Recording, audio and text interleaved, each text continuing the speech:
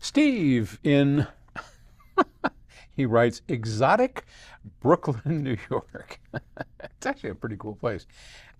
Paul, I have a great system, good, which I have been building slowly for many years. Unfortunately, there's no PS audio equipment, although I am tempted by your phono stage. Okay, no worries, sir.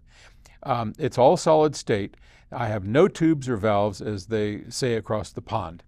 I notice after listening for about 20 minutes, though, the system sounds better. Do transistors actually warm up, or am I crazy and should have my ears checked? Well, Steve, yeah, you're likely crazy. And so am I. So what? Pick up a glass of wine, enjoy life. No, you're not crazy. Absolutely.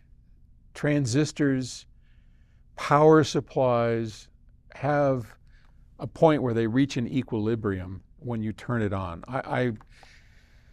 Maybe an iPhone or something, I don't know, but for a piece of hi-fi equipment, every piece of hi-fi equipment I have ever used, from a transport, but certainly a DAC or a preamplifier, solid state, we're not talking tubes here, all sound different when they first turn on, when they're cold, okay? That is a consistent, repeatable event. It just happens. Why does it happen? Capacitors form. So when you first turn a capacitor on, it literally changes, and it's called forming. Now, most capacitors are already formed because they've been on for a while, but they do change their state when they turn on. A power amplifier, goodness, power amplifiers, when they first start, they're cold. The amount of current going, the biasing in the output stage is typically different, and until it kind of reaches an equilibrium point, and you can measure that. It sounds different.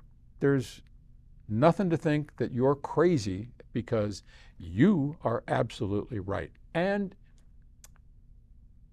I can hear the dissenters. The pitchforks are coming.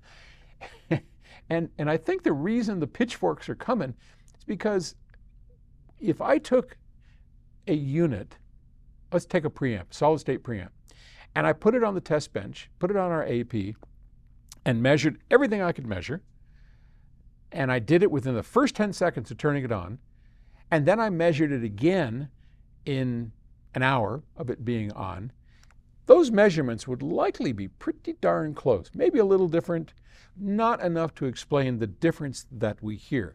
And this is consistent with just about everything we do. We talk about it a lot. One of the problems is that we don't have a great way to measure exactly what we hear. So some of this stuff, I'm going to say you have to take it on faith. Well, you don't. You hear it yourself and then you ask the question. But yeah, anyway, I'm getting off on a tangent and into the weeds. And Terry just wrote me and said, you know what? It's 6:45 at night. Our friends are coming over for dinner and you're late. So you know what? There's your answer. Talk to you later. Bye.